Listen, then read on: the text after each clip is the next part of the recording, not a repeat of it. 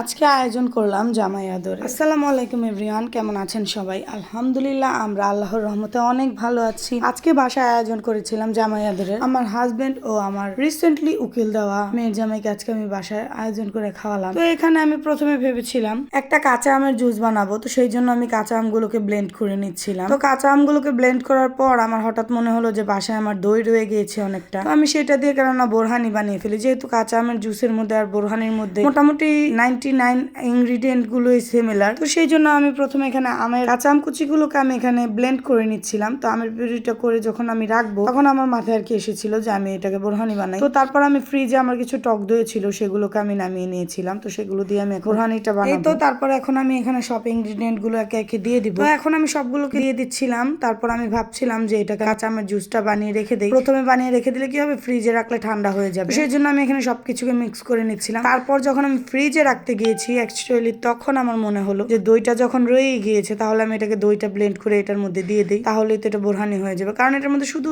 একটা জিনিস বেশি ছিল, সেটা হচ্ছে কাঁচা আম। আর যা দিয়েছে আমি এখানে হয়তো কিছু ক্যামেরাতে শুট করা হয়েছে, কিছু অফ ক্যামেরাতে দেওয়া হয়েছে, সবগুলোই ছিল বোরহানির জন্য যে রেগুলার আইটেম গুলো দেওয়া হয়। রেসিপি অনুযায়ী আমি সেগুলো দিচ্ছিলাম, শুধু এটা আমি কাঁচা আম দিয়ে করেছিলাম। তারপর আমি ভাবলাম যে না, এটাকে শুধু শুধু কাঁচা আমের জুস না বানিয়ে আমার দইটাকেও আমি কাজে লাগিয়ে দিই। তারপর শুরু হলো কাঁচা আমের জুস থেকে বোরহানি হয়ে যাওয়ার সেই জার্নিটা। তো জোকসা পার্ট। তো এখানে আমি একটু টেস্ট করে দেখে নিচ্ছিলাম যে কেমন হয়েছে। তো টেস্ট করার পর আমি বুঝতে পারি যে এখানে একটু লবণ কম হয়েছে, অ্যাকচুয়ালি বিট লবণটা। তো তারপর আমি আরেকটু বিট লবণ মিক্স করে দিই। তো তারপর আমি এগুলোকে সব ফ্রিজে রেখে দেবো ঠান্ডা হওয়ার জন্য। অ্যাকচুয়ালি আমি ডিপে রেখেছিলাম যাতে একটু তাড়াতাড়ি ঠান্ডা হয়। তারপরেই তো জগে নাড়াচাড়ার পর আমি বুঝতে পারলাম আমার বোরহানিটা একটু বেশি গাঢ় হয়ে গিয়েছে। তো ওইটাকে আমি একটা পাতিলে ট্রান্সফার করে তারপর আমি তো ডিপে রেখে দিই, কারণ ডিপে আমার এই কাঁচের জগটাও যাচ্ছিল। তো তারপরেই তো আমি এটাকে মিক্স করে সবকিছু দিয়ে তারপর ডিপে রেখে দিয়েছিলাম। এই তো তাড়াহুড়া করে চলে গেলাম রান্নাঘরে গিয়ে আমি আগে প্রেসার কুকারটা চুলাতে বসিয়ে দিয়েছিলাম। তো আমি আজকে ভেবেছিলাম কাবাব বানাবো, তো ভাবলাম আগে কাবাবের আইটেম গুলোকে আগে সিদ্ধ হতে বসিয়ে দেই, তাহলে আমার রান্না করাটা খুব ইজি হয়ে যাবে। তো এখানে ডাল মাংস সবগুলোকে দিয়ে আমি আগে কুকারটা লাগিয়ে দিয়েছিলাম যাতে তাড়াতাড়ি কাবাবের মাংসটা সিদ্ধ হয়ে যায়। তারপর আমি আজকের দিনেই মাছগুলোকে সবগুলোকে কেটেছিলাম। অ্যাকচুয়ালি এখানে 4.5 কেজি মাছ ছিল, সেই মাছগুলোকে আমি একাই কেটেছি। হাজবেন্ড আমাকে কিছুটা হেল্প করেছে, বাকি কাজগুলো আমি করেছি। তারপরে তো কেটে ধুয়ে এখন আমি রেখে দিচ্ছিলাম। তো হঠাৎ আমার মাথায় একটু বুদ্ধি আসলো যে এখান থেকে আমি 2টা মাছ ভেজে দিই। তো আমাকে ফুল অবশ্য বলছিল 2টা মাছ ভেজে দেওয়ার কথা, ও বলছিল ওকে একটা মাছ ভেজে দেওয়ার কথা। তো ভাবলাম 2টা মাছই ভাজি, সবাই একটু একটু করে খেয়ে নেবে। তো এই তো 2টা মাছ ভাজার পর আমি আবার এই যে ভর্তার আইটেম গুলোকে সব করেছি।